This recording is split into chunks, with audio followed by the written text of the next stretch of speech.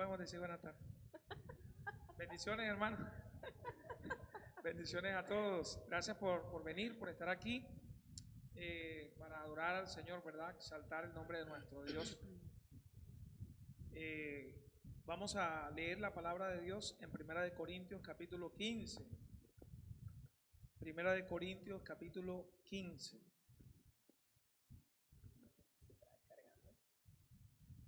¿Ya lo tienen? Primera de Corintios 15. Vamos a leer los primeros versículos. Dice la palabra de Dios así: Ahora os hago saber, hermanos, el evangelio que os prediqué, el cual también recibisteis, en el cual también estáis firmes, por el cual también sois salvos, si retenéis la palabra que os prediqué, a no ser que hayas creído en vano. Porque yo os entregué en primer lugar lo mismo que recibí, que Cristo murió por nuestros pecados, conforme a las Escrituras, que fue sepultado y que resucitó al tercer día, conforme a las Escrituras, que se apareció a Cefas y después a los 12. Luego se apareció a más de 500 hermanos a la vez, la mayoría de los cuales viven aún, pero algunos ya duermen. Después se apareció a Jacobo, luego a todos los apóstoles, y al último de todos, como aún nacido fuera de tiempo, se me apareció también a mí, porque yo soy el más insignificante de los apóstoles, que no soy digno de ser llamado apóstol, pues perseguí a la iglesia. Pero por la gracia de Dios, yo soy lo que soy, y su gracia para conmigo no resultó vana. Antes bien, he trabajado mucho más que todos ellos, aunque no yo, sino la gracia de Dios en mí. Sin embargo, haya sido yo o ellos, así predicamos y así creísteis. Amén. Esa es la palabra de Dios. Aquí el apóstol Pablo hace un resumen del evangelio, recordándoles a los creyentes en Corinto el evangelio que ellos recibieron, el evangelio que actuó poderosamente para salvación, ¿verdad?, en la vida de los creyentes en Corinto. Y es el mismo evangelio que nos ha salvado a nosotros también, ¿verdad?, por la fe solamente en Cristo y por la obra de la gracia de Dios. Pablo les dice a ellos: mire, el evangelio que yo les prediqué, ese mismo evangelio fue el que yo recibí, y ese evangelio consiste en Cristo Jesús, ¿verdad? Dice el apóstol Pablo hablando acerca del evangelio, porque yo entregué en primer lugar lo mismo que recibí. ¿Y cuál fue el evangelio que recibí? Pablo dice que Cristo murió por nuestros pecados, conforme a las Escrituras, que fue sepultado, que resucitó al tercer día, que se apareció a los creyentes, pero también que ascendió a los cielos y que ha de regresar, ¿verdad?, por segunda vez por su pueblo. Así que en estos días hemos estado recordándonos el evangelio y hemos estado hablando en toda esta serie acerca de la vida, hablando acerca de Cristo y lo que Cristo ha hecho por nosotros. Estuvimos estudiando acerca de Cristo como verdaderamente humano, hemos estudiado ese inigualable sacrificio. Ayer estuvimos estudiando la deidad o la divinidad de Cristo, y hoy vamos a estar estudiando la ascensión, la gloria, ¿verdad?, de Dios también. Así que necesitamos recordar el evangelio, y aún más en estos tiempos necesitamos tener el evangelio, ¿verdad?, en el centro de nuestras vidas, y que el evangelio sea el que informe nuestras vidas, que nos anime, que nos permita seguir trabajando, seguir perseverando en la fe, seguir alentando a otros y animando a otros por medio del evangelio. Así que vamos a orar. Yo quiero invitarles a que nos levantemos, nos coloquemos en pie y podamos adorar a nuestro Dios, adorar a nuestro Rey, y este tiempo que el Señor nos ha regalado para adorarle, ¿verdad?, juntos como familia. Oh Señor, te damos gracias, Padre, a ti en este día. Gracias, Señor, porque nos permites estar aquí reunidos para honrarte, Señor. Gracias por los hermanos que hoy están aquí en el templo, que han sacado el tiempo que tú has colocado en sus corazones. Pues también, Señor, mis hermanos se sienten bien y desean, Señor, estar aquí. Pero gracias también por aquellos hermanos que están en casa, Señor, que pueden unirse, Señor, en espíritu, Padre, el mismo espíritu, Señor, que todos tenemos, el espíritu de Cristo, para adorarte, Señor, y alabarte, Señor. Fortalécenos y permítenos, Señor, alabarte, entonar cantos de alabanza, recordar el Evangelio, Señor, y que, bendito Dios, tú nos motives para seguir perseverando en la fe, Padre. Tú nos ayudes, tú levantes, Señor, a cada hermano, cada familia, Padre, que nos sigas usando, oh bendito Dios, como luz, como sal, Señor, en medio de un mundo, de una generación que dice tu palabra, Señor, que no te conoce, Padre. Señor, recibe toda la alabanza, recibe toda la exaltación, Señor, en este día, Padre, en el nombre de Jesús. Amén. Amén. Hermanos, alabemos al Señor, entonemos cantos de alabanza, de exaltación a nuestro Dios en este día, y que alabemos al Señor con todo nuestro corazón, los niños, todos los que hoy estamos aquí, alabemos el nombre de nuestro Dios. Cantemos al Señor.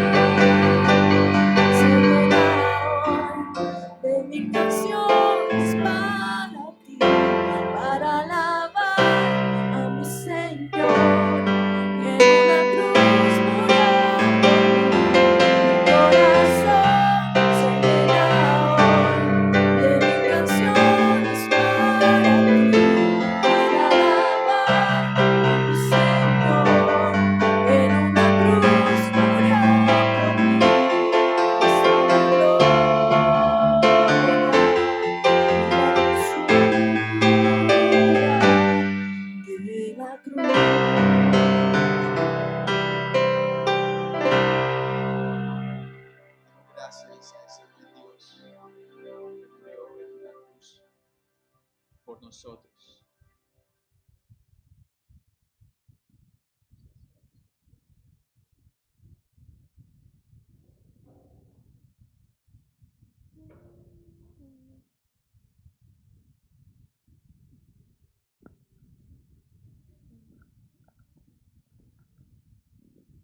Damos gracias a nuestro Dios, amén.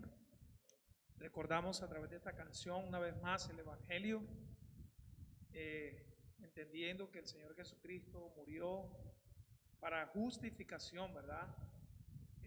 Para declararnos inocentes, para absolvernos de la esclavitud del pecado y ser ahora parte de su pueblo, de su familia. Amén. Quiero invitarles, amados hermanos, a que oremos, que tengamos un tiempo de oración este día. Hemos estado orando por la ciudad de Santa Marta, hemos estado orando por las familias de la iglesia, por los hermanos. Queremos seguir perseverando en oración. El Señor nos llama a perseverar en oración, a orar no solamente por nosotros, por cada uno de nosotros, sino también orar por los reyes, dice la Biblia, por todos los hombres, por los que están en eminencia. Así que vamos a orar, hermanos, una vez más. Quiero pedirle que ahí donde usted esté, incline su rostro y podamos orar a nuestro Dios. Padre celestial, Señor, te damos gracias, bendito Dios, a ti la gloria y la alabanza, Señor. Gracias, Señor, por la vida que nos has dado, a la vida física. Señor, gracias por la salud que tenemos, Señor. Gracias por la salvación que nos has regalado a través de la obra perfecta de tu amado Hijo Jesucristo en la cruz del Calvario, Señor. Señor, hoy podemos invocar tu nombre, Señor, entendiendo que tú eres nuestro gran Salvador. Nosotros somos los salvados. Nosotros somos tu pueblo, Señor, necesitados de ti, necesitados de tu gracia, Señor.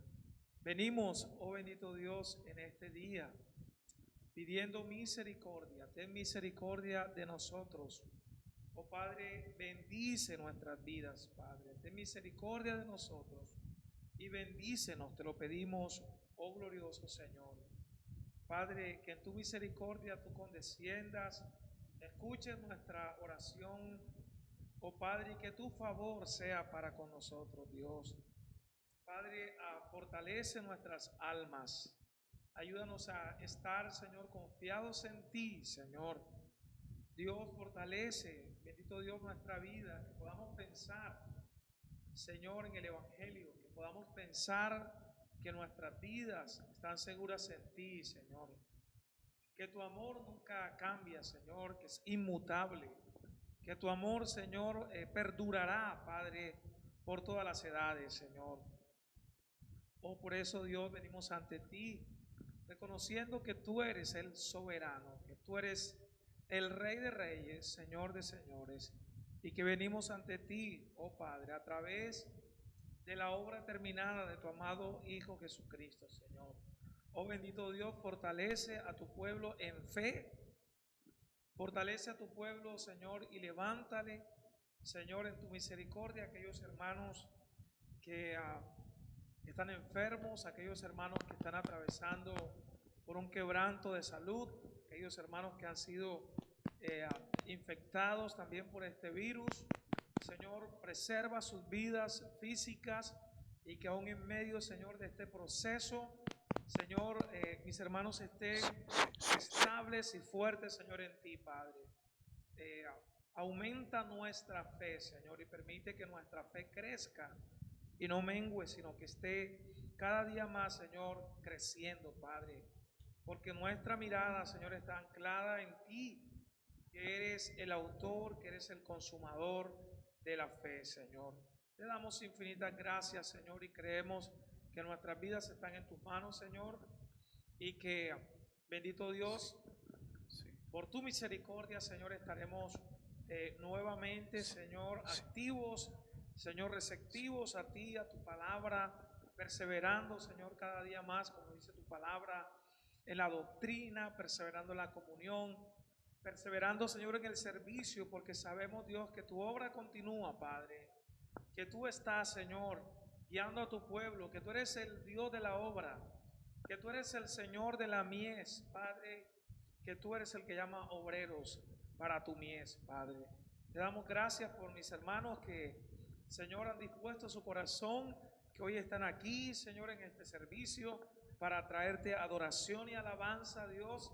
Pero también oramos por los hermanos que están en casa, que sea usted con ellos allí, Señor, que obres en sus vidas, Padre Celestial, y que ellos puedan estar ahí también, Señor, conectados, perseverando en ti, en tu palabra, con el ánimo y con el deseo, Señor amado, de podernos ver nuevamente, Señor, todos reunidos como tu pueblo, Padre Celestial. Tú eres el que está sentado en el trono, que tiene todo poder y toda autoridad, Señor, y confiamos, Padre Celestial, en ti, Señor, que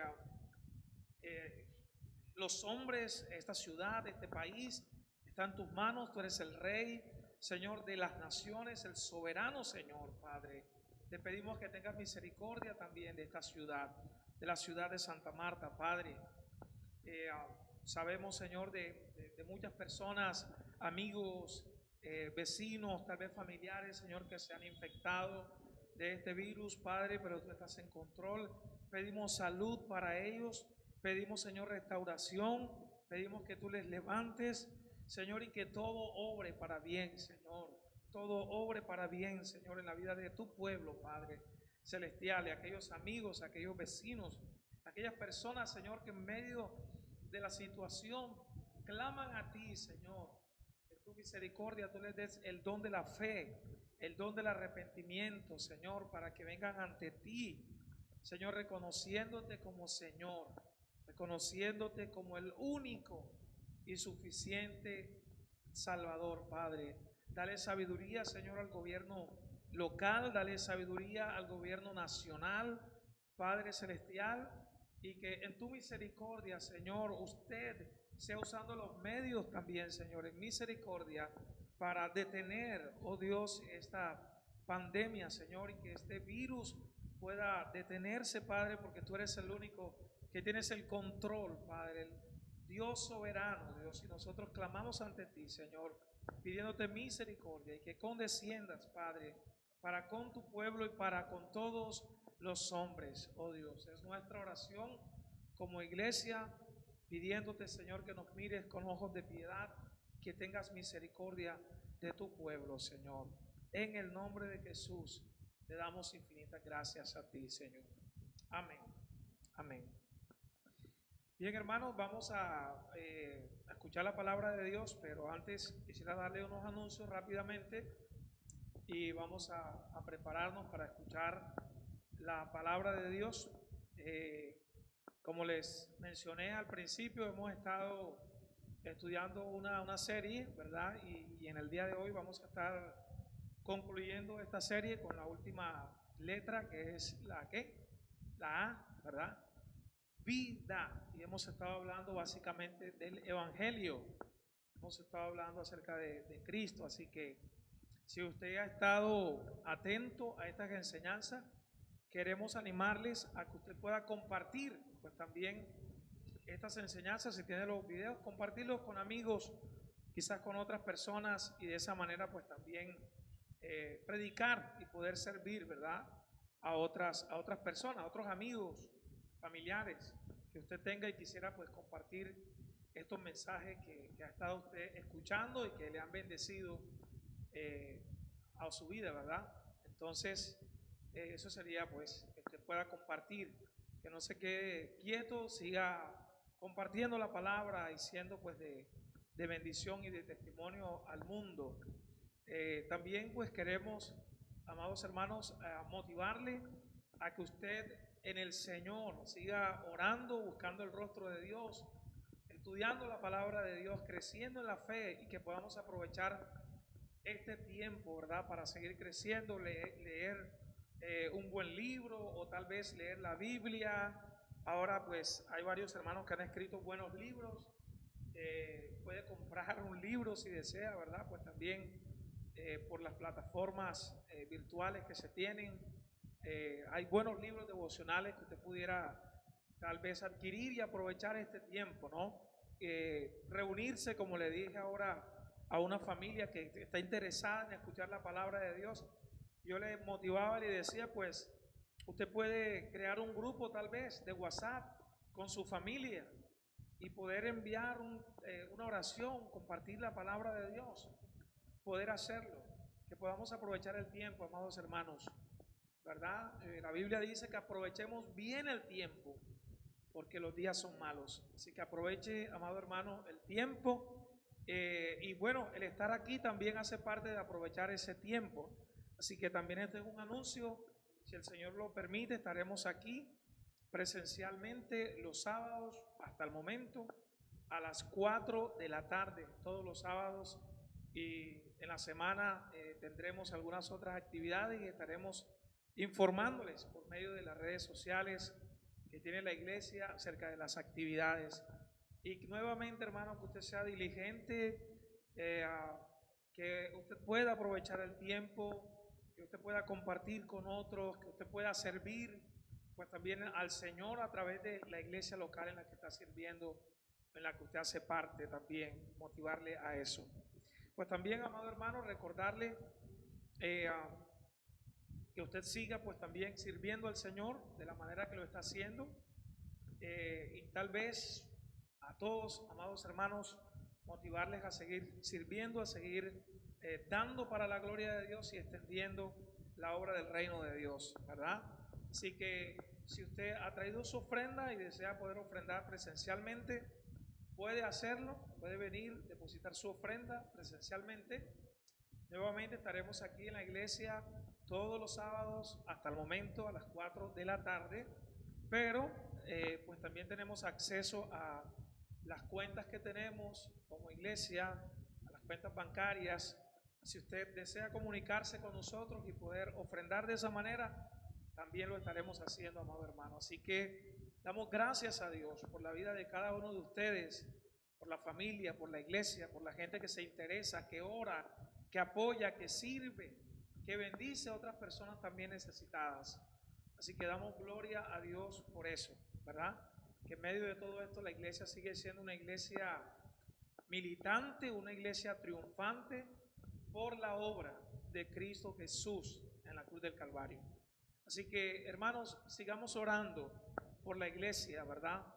Que el Señor siga proveyendo, que la iglesia siga sirviendo como lo ha venido haciendo y con mucho más esfuerzo e intención para la gloria de Dios, pero también para el beneficio espiritual del pueblo de Dios. Vamos a orar una vez más. Señor, gracias te damos y pedimos que en tu misericordia, Señor, tú sigas bendiciendo la iglesia local Calvary, Señor, y que cada miembro de esta iglesia en particular, bendito Dios, por tu Espíritu Santo tenga convicción, Señor, pueda servirte de una manera voluntaria, con gozo, con alegría, Señor, servirte a ti, oh Dios amado, sirviendo, Señor, a los santos, sirviendo a la iglesia local, Padre Celestial. Así que pedimos en oración, bendito Dios, que tú nos mantengas como una iglesia, Señor, que predica la sana doctrina, pero una iglesia no solamente que predica, que habla, sino una iglesia que vive, Señor, en el poder del Evangelio, una iglesia que sirve a los necesitados, una iglesia, Señor, que apoya las necesidades, Señor, locales del ministerio, una iglesia que extiende, Señor, la obra del reino de Dios hacia afuera también, Padre. Gracias, Señor, por tu pueblo, gracias por tu iglesia. Bendícenos, ayúdanos, te lo pedimos.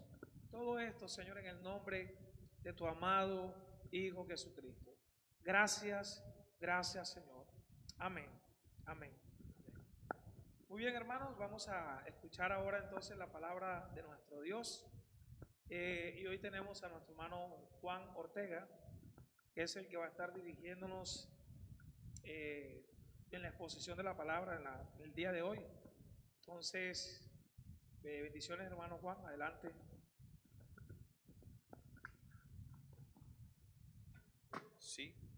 Sí, sí, se escucha. Sí, sonido, sí. Dios les bendiga, hermanos. Buenos días.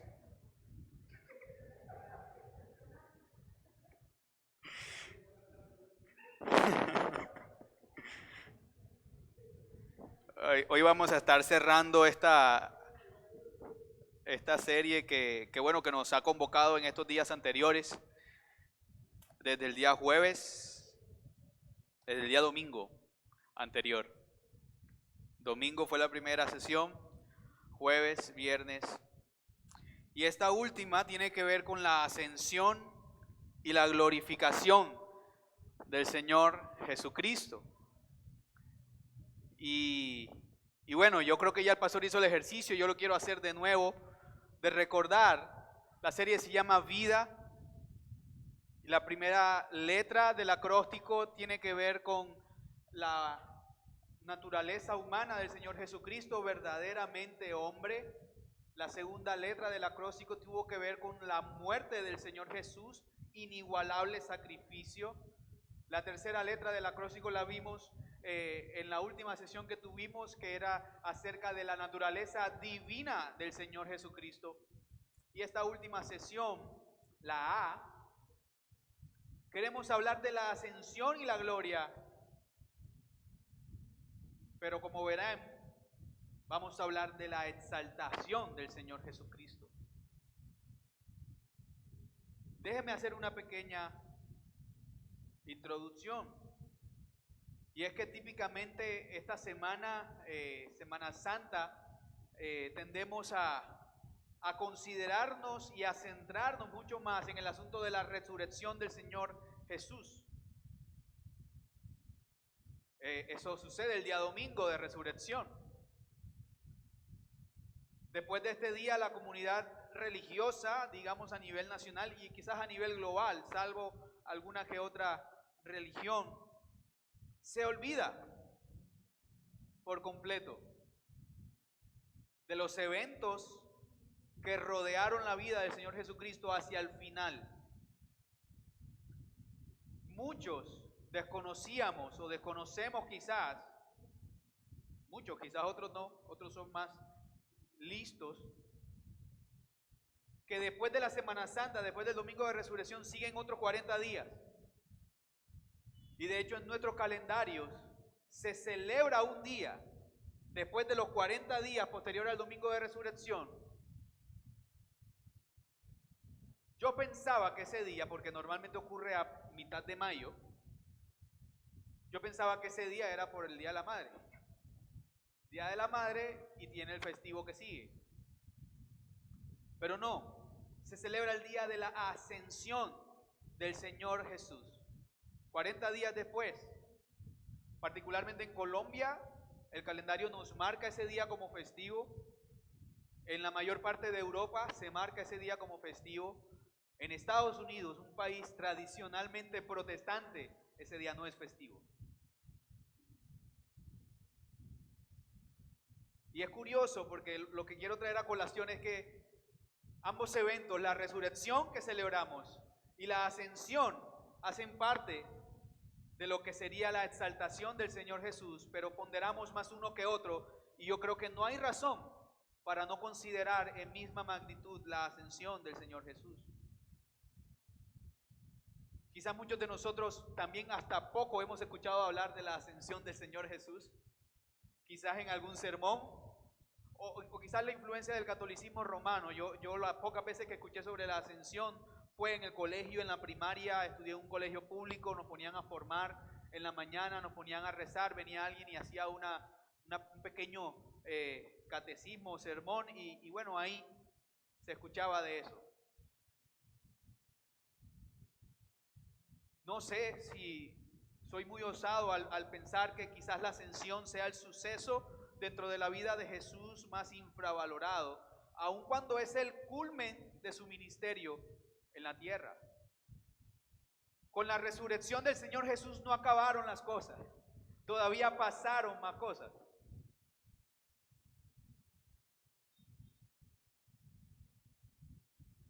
La ascensión entonces es una nueva demostración de la gloria de Dios y una prueba visible de lo que hablábamos cuando hablábamos de la deidad del Señor Jesús. La ascensión es una prueba de ello.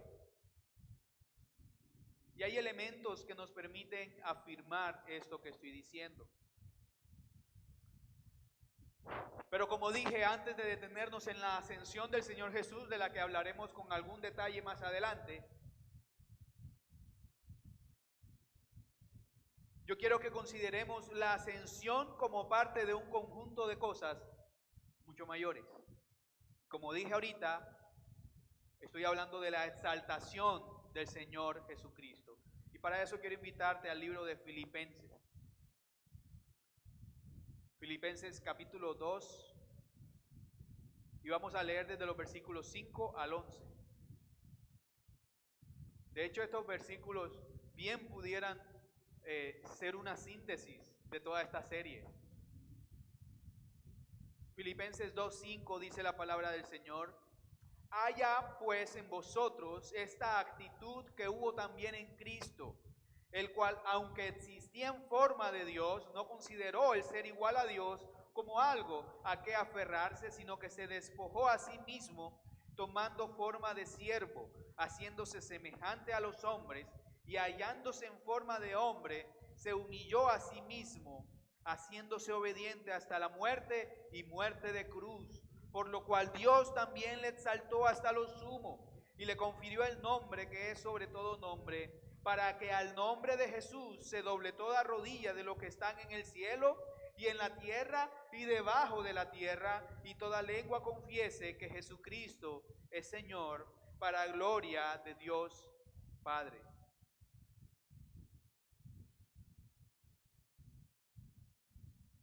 Antes de seguir, ¿qué tal si oramos antes de entrar de lleno en este pasaje? Amado Dios, hemos leído tu palabra y estamos a punto de exponerla, de escucharla, de atesorarla.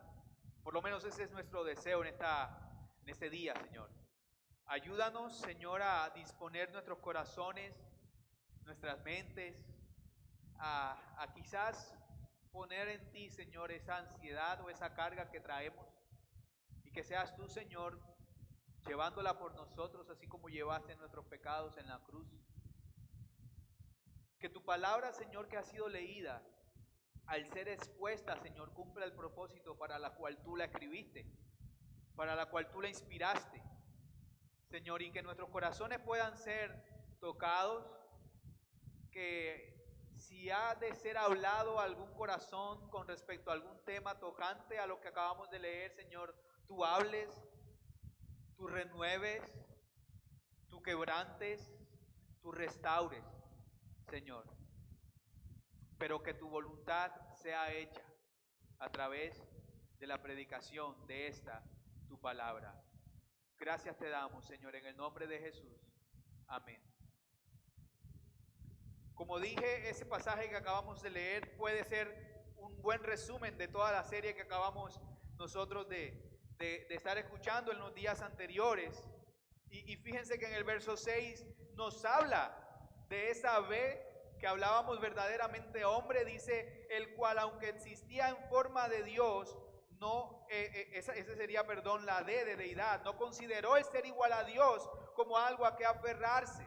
Esa es la divinidad del Señor Jesús, que era antes de haber venido a la tierra. Y el verso 7 sí es la B verdaderamente humano, sino que se despojó a sí mismo, tomando forma de siervo, haciéndose semejante a los hombres.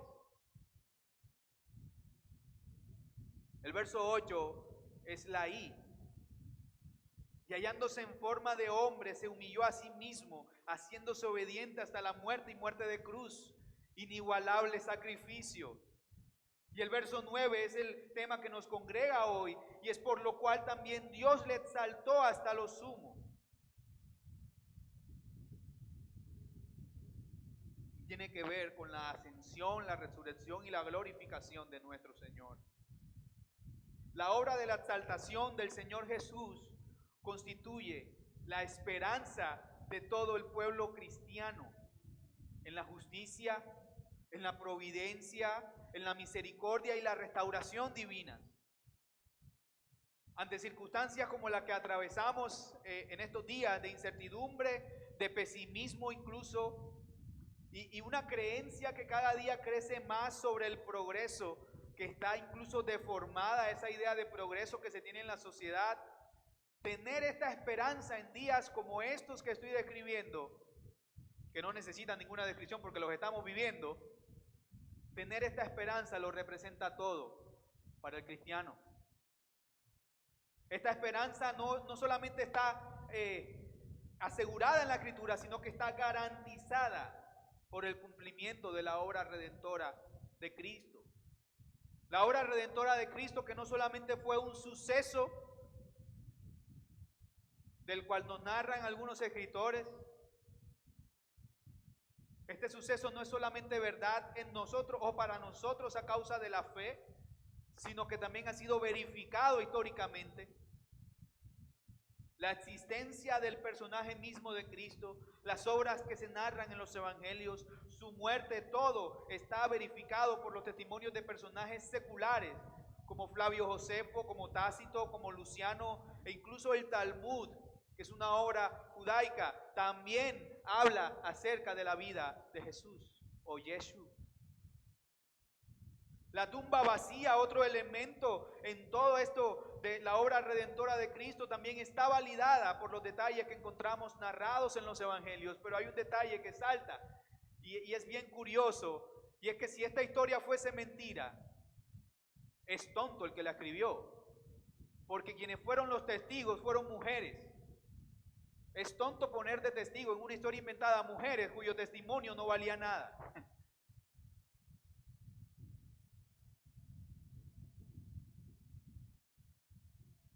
De modo que no hay razón para creer que la historia de la tumba vacía del Señor Jesús, aparte de lo inverosímil que sería que hubieran rodado la piedra a los discípulos y se hubieran robado el cuerpo como existe la teoría. Pero hay gente que prefiere creer eso.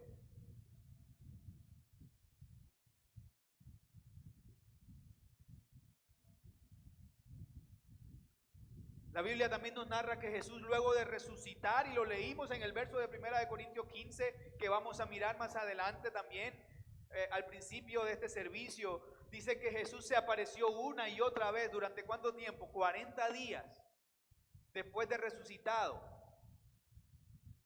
Pablo elabora un listado de personajes, un puñado de personas que él menciona ahí, y luego dice, se apareció a más de 500. Y pienso yo acá que sin estas apariciones no hubiese sido posible la expansión tan rápida que tuvo el Evangelio en ese momento. No creo que hayan sido apariciones a personas que no sabían quién era Jesús, a personas al azar, random. No, me parece que fueron apariciones a 500 personas que habían estado en contacto en algún momento de la vida de Jesús con su ministerio, que sabían quién era Jesús, que sabían quién era el personaje de Jesús, que conocieron parte de la obra y que ahora estaban corroborando que todo lo que se maldijo era verdad. Y Cristo resucitado se aparece a 500 personas. Pienso yo que si esas personas vieron al Señor Jesús, se iban a sentir motivadas ahora para contar. Eso es un suceso extraordinario. Yo vi a ese hombre morir en la cruz y lo acabé de ver ayer.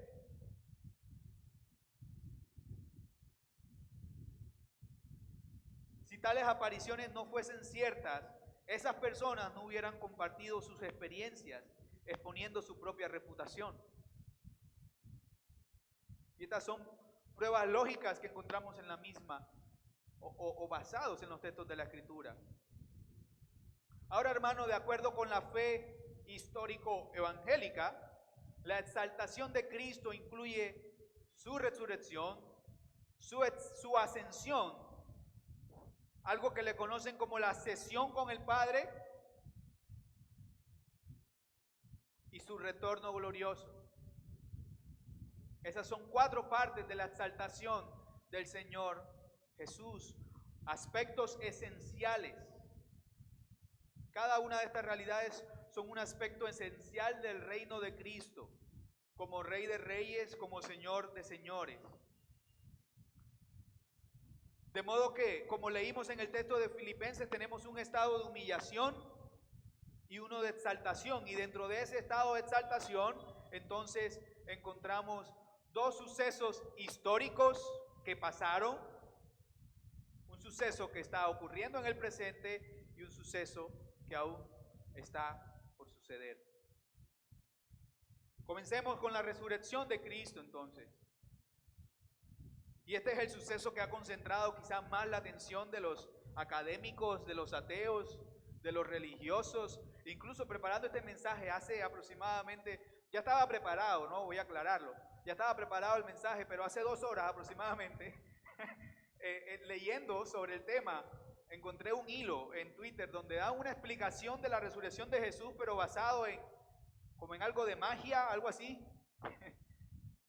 Y yo me quedé como que, y la gente prefiere creer eso. Bueno, no extraña si la gente prefiere creer que la Tierra nació de una colisión de 2 partículas en un universo infinito antes de creer que fue creado. No extraña eso. Pero este suceso de la resurrección parece inverosímil y por eso ha suscitado y ha concentrado mayor la atención de académicos, de ateos, de religiosos, de políticos, de cualquier clase de personas. Y el carácter asombroso de este hecho marca también el escrutinio riguroso al que ha sido sometido el tema de la resurrección por siglos. Pero para nosotros que no tenemos duda de este hecho, representa una de las garantías de nuestra esperanza, de esa esperanza que hablamos hace un rato. El Cristo resucitado no solamente es verdad, sino que debe serlo, porque si no nuestra fe sería vana. Primera de Corintios 15, el verso que leímos, dice Pablo en el versículo 1, además os declaro, hermanos, el evangelio que os he predicado, el cual también recibisteis, en el cual también perseveráis, por el cual asimismo, si retenéis la palabra que os he predicado, sois salvos. Si no, creísteis en vano. Porque primeramente os he enseñado lo que asimismo recibí, que Cristo murió por nuestros pecados conforme a las Escrituras, y que fue sepultado y que resucitó al tercer día conforme a las Escrituras, y que apareció a Cefas y después a los 12, después apareció a más de 500 hermanos a la vez, de los cuales muchos viven aún y otros ya duermen. Después apareció a Jacobo, después a todos los apóstoles, y al último de todos, como a un abortivo, me apareció a mí. Porque yo soy el más pequeño de los apóstoles, que no soy digno de ser llamado apóstol, porque perseguía la iglesia de Dios. Pero por la gracia de Dios soy lo que soy, y su gracia no ha sido en vano para conmigo. Antes he trabajado más que todos ellos, pero no yo, sino la gracia de Dios conmigo. Porque o sea yo, o sean ellos, así predicamos y así ustedes creyeron. Pero si se predica de Cristo que resucitó de los muertos, ¿cómo dicen algunos de ustedes que no hay resurrección de muertos? Verso 13. Porque si no hay resurrección de muertos, tampoco Cristo resucitó. Verso 14. Y si Cristo no resucitó, vana entonces es nuestra predicación. Vana es también nuestra fe. Y somos hallados falsos testigos de Dios, porque hemos testificado de Dios que Él resucitó a Cristo, al cual no resucitó, si en verdad los muertos no resucitan. Realmente Pablo está siendo muy lógico aquí, ¿no? Es una secuencia lógica, algo como un silogismo en lo que Pablo dice acá. Verso 16. Porque si los muertos no resucitan, tampoco Cristo resucitó. Y si Cristo no resucitó, vuestra fe es vana y aún estáis en vuestros pecados. Entonces también los que durmieron en Cristo perecieron. Si en esta vida solamente esperamos en Cristo, entonces somos los más dignos de conmiseración de todos los hombres. Todo esto lo dice Pablo para demostrar que la resurrección es un hecho presupuesto de nuestra fe. Sin resurrección, ¿para qué creemos? Sin resurrección de Cristo de entre los muertos, ¿para qué hemos creído? Estamos creyendo entonces en una esperanza falsa. Nuestra esperanza no se sustenta en nada. Y dice Pablo que si en esta vida solamente esperamos en Cristo, siendo que Cristo no resucitó de entre los muertos, entonces los más dignos de conmiseración no es la persona que nace ciega, no es la persona que nace con un síndrome raro, no es la persona que de pronto teniéndolo todo después pierde todo en una mala jugada del destino. No, los más dignos de conmiseración somos nosotros, si es que Cristo no resucitó. Eso está diciendo Pablo. ¿Habrá algo más que agregar a lo que Pablo dice? Pablo está siendo muy claro. La resurrección de Cristo es una presuposición para nuestra fe, y si esta falta, en vano creemos, y tal como dice Pablo, seríamos los más dignos de conmiseración. La resurrección es una afirmación de la deidad de Cristo, como lo veíamos en días anteriores, pues constituye la restitución parcial de lo que Jesús tenía antes de venir a la tierra. Fijémonos que Lázaro, por ejemplo, Lázaro fue resucitado por Cristo. ¿Qué mérito tuvo Lázaro en ser resucitado? Ninguno. Pero aquí no vemos a nadie más actuando en favor de Cristo salvo el Padre. Y todo el mérito es para Cristo que resucitó. La misma aparición de Jesús a sus discípulos incrédulos nos da una idea de lo maravilloso que fue esta experiencia para ellos. Nótense que cuando Jesús aparece, hay uno de ellos que dice: hasta que yo no lo vea y meta mi mano en su llaga, yo no lo creo. Y Jesús se aparece. El cuerpo del Señor Jesús tenía las mismas llagas que le produjeron la muerte, pero estaba vivo. El cuerpo físico de Jesús, con sus heridas expuestas, las mismas que le causaron la muerte, andando y caminando con todos. Desde nuestra perspectiva actual, incluso con todos los avances de la tecnología, es un imposible. Pero es posible si estamos hablando del Dios encarnado. Es posible. Ahora pensemos también en la magnitud de lo que significó la resurrección. De alguna manera hemos hablado de lo que la resurrección significa para la fe, pero ¿alguna vez hemos pensado lo que la resurrección de Cristo significó para el mundo entero? Porque tuvo repercusión en la repercusión. Tuvo repercusión en la resurrección. Y es que este hecho también sentó las bases de la civilización occidental. Ya hemos dicho, sin resurrección no hubiese fe, y si no hubiese habido fe, el mundo como lo conocemos no existiese. No existiese el mundo como lo conocemos sin la fe cristiana. Aproximadamente a partir del siglo IV, la fe cristiana de alguna manera alcanza el resto del mundo.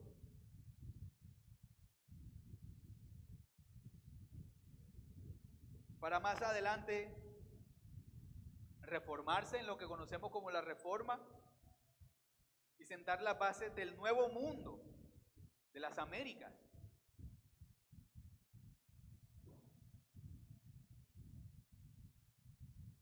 De modo que, así como fue la base de la fe cristiana que se expandió a raíz del suceso de la resurrección, también la resurrección constituyó un precedente histórico.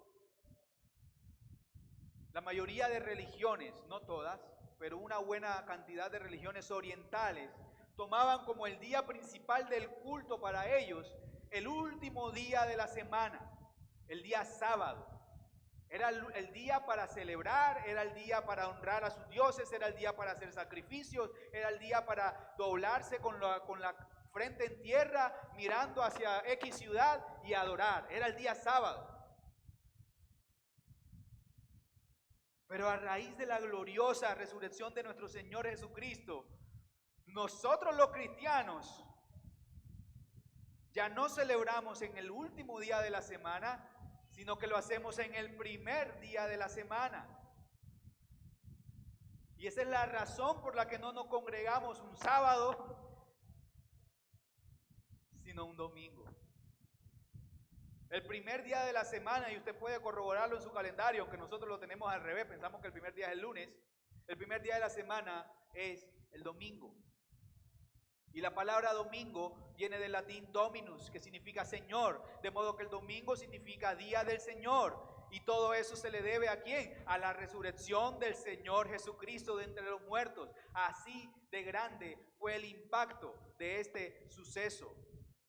No es el lunes el día de la luna, no es el martes el día del dios de la guerra, de Ares, No es el miércoles el día de Artemisa, no es el jueves el día de la tradición nórdica, no es el viernes el día que fue crucificado el Señor Jesús, no es el sábado el día de Saturno, es el domingo el día del Señor, que el Señor Jesucristo resucitó de entre los muertos.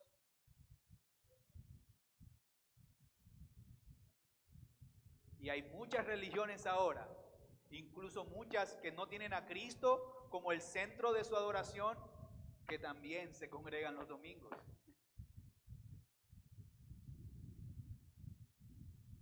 Así de fuerte fue este día. Así de maravilloso y así de trascendental fue lo que sucedió un domingo en la mañana con la resurrección del Señor Jesucristo, cuando esas mujeres van a visitar la tumba y se dan cuenta que la piedra ha sido removida, se dan cuenta que el Salvador no estaba allí, solo los lienzos.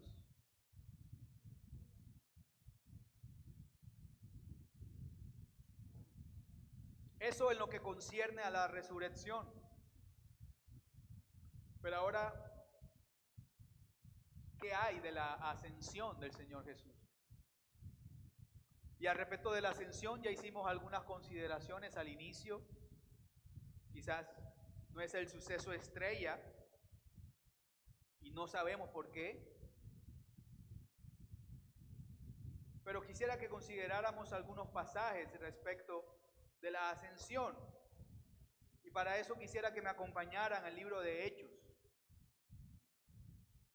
En el libro de Hechos, en el capítulo 1, versículos 6 al 11.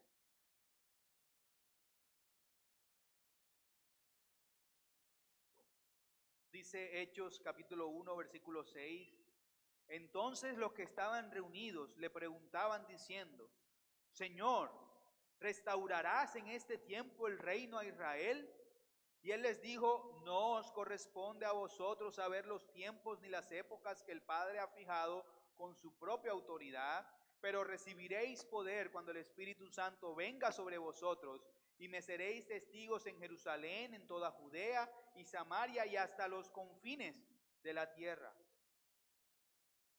Después de haber dicho estas cosas, fue elevado mientras ellos miraban, y una nube le recibió y le ocultó de sus ojos. Y estando mirando fijamente al cielo mientras él ascendía, aconteció que se presentaron junto a ellos dos varones en vestiduras blancas, que les dijeron: varones Galileos, ¿por qué estáis mirando al cielo? Este mismo Jesús que ha sido tomado de vosotros al cielo, vendrá de la misma manera, tal como le habéis visto ir al cielo. Muchos testimonios de hijos de padres que se fueron a la guerra, al preguntarles cuál es el recuerdo que más vívido tienen o que más les ha marcado de sus padres, irónicamente no responden con el día en que vieron a sus padres regresar de la guerra, sino están más marcados por el recuerdo del día en que su papá se fue a la guerra.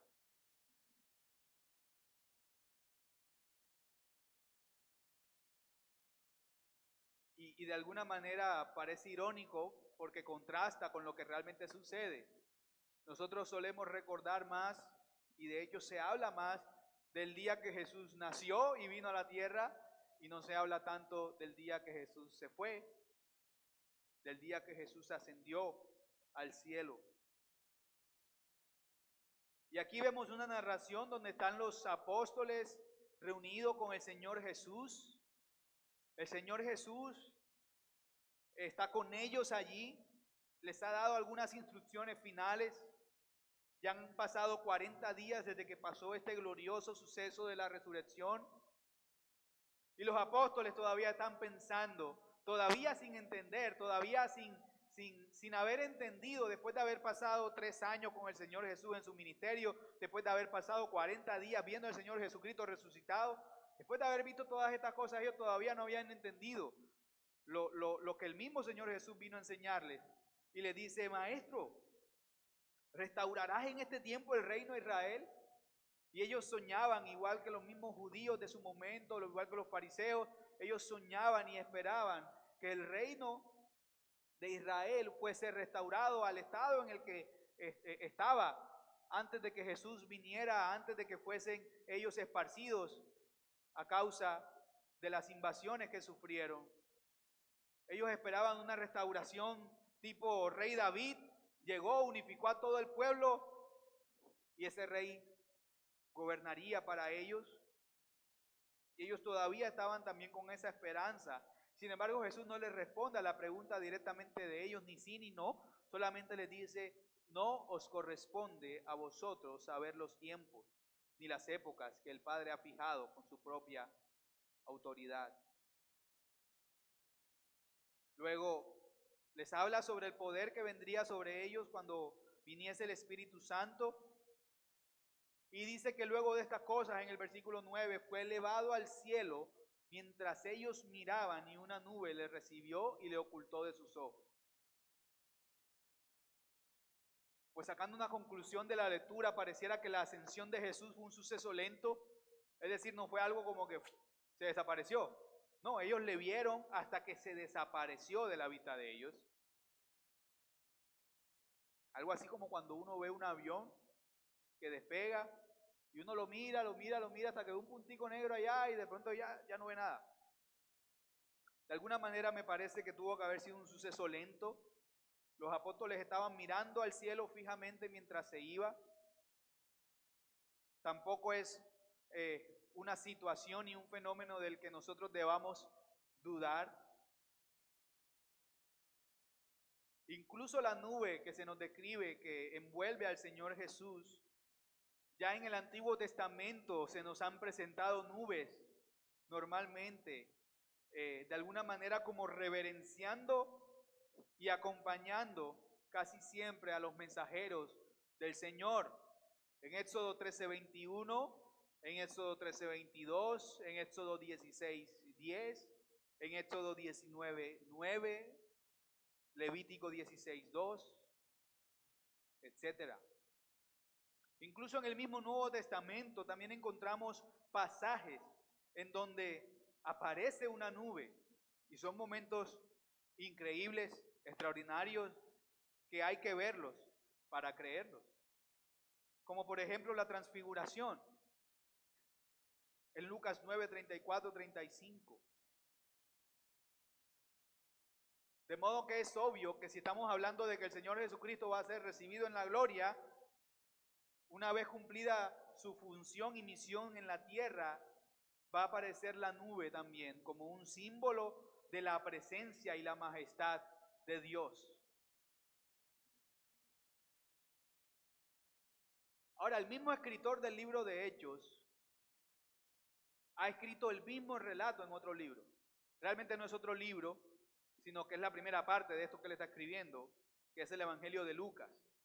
Y en el Evangelio de Lucas, en los capítulos 24, versículos 50 al 52, dice: entonces los condujo fuera de la ciudad hasta cerca de Betania, y alzando sus manos los bendijo.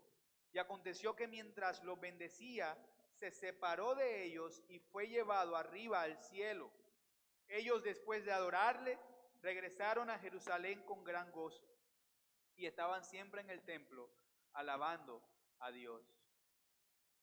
Y este relato del Evangelio de Lucas, o el primer tomo del trabajo de Lucas, es menos detallado que el segundo. En el otro tenemos aproximadamente 7 versículos, en este solamente encontramos 4 versículos. Lucas en este primer tomo no parece estar interesado en despejar dudas del acontecimiento.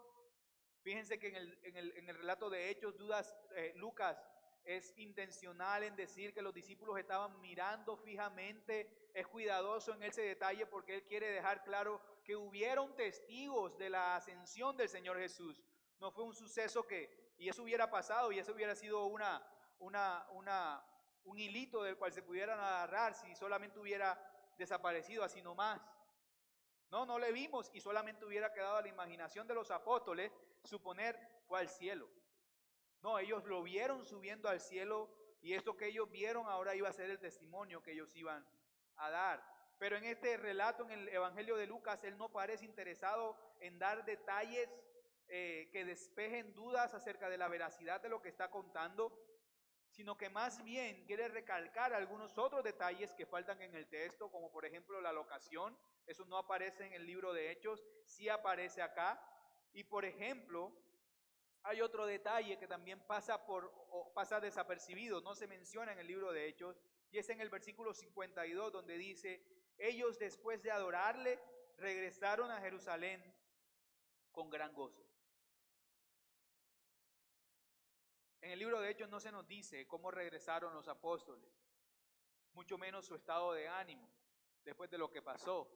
Se nos narra que llegaron dos varones con vestiduras blancas, les dicen un par de cosas y ellos regresan. La pregunta es, ¿quién podría estar gozoso después de que su mentor, su amigo, su maestro, su salvador se fue? ¿Cómo podríamos explicar el gozo que tenían los apóstoles si Jesús ya no iba a estar más con ellos?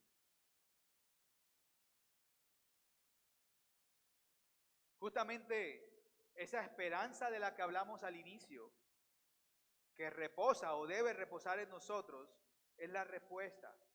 Pues esa misma esperanza también había de reposar en los apóstoles.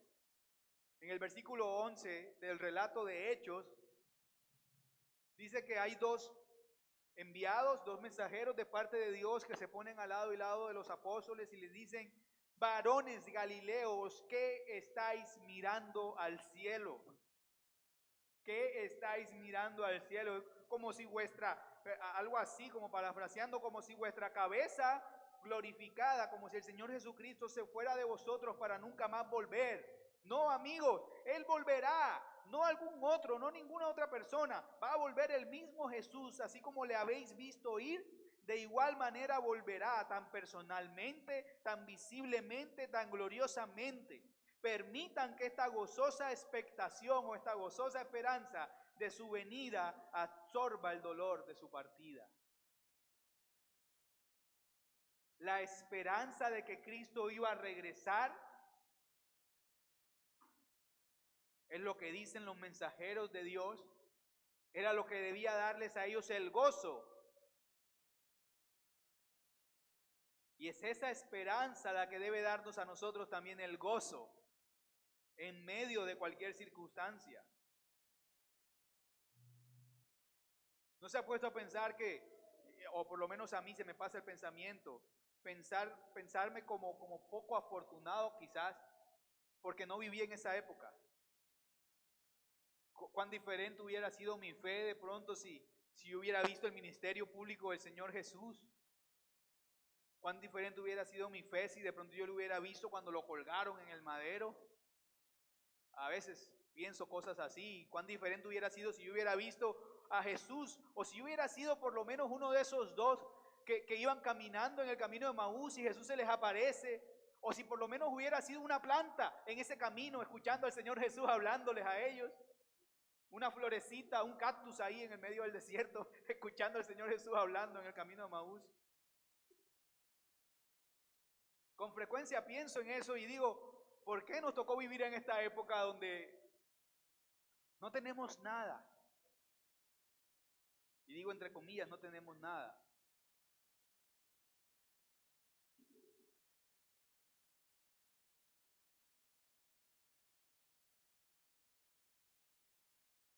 El gozo que mostraban los apóstoles también debe ser nuestro gozo. Cristo no se fue para siempre. De hecho, Cristo nos dejó su Espíritu, que mora dentro de los redimidos. De modo que no estamos solos, de modo que en esta época los apóstoles quizás hubieran querido, o muchos de los que vinieron antes de Jesús hubieran querido vivir en esta época. No olvidemos las palabras del mismo Señor Jesús a Tomás, una vez declarado que no creía en la resurrección de Él. Jesús le dice: bienaventurados los que sin ver creyeron. Esa bienaventuranza que le da el Señor Jesús te incluye a ti, me incluye a mí, e incluye a todos los creyentes a lo largo de estos 20 siglos.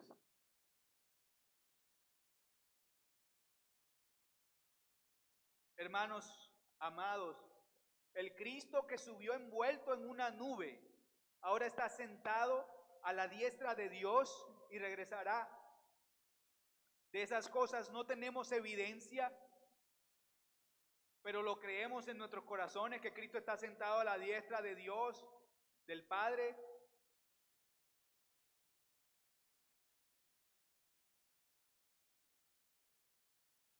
Dios mismo se encargó de no dejar duda de los hechos anteriores a la exaltación.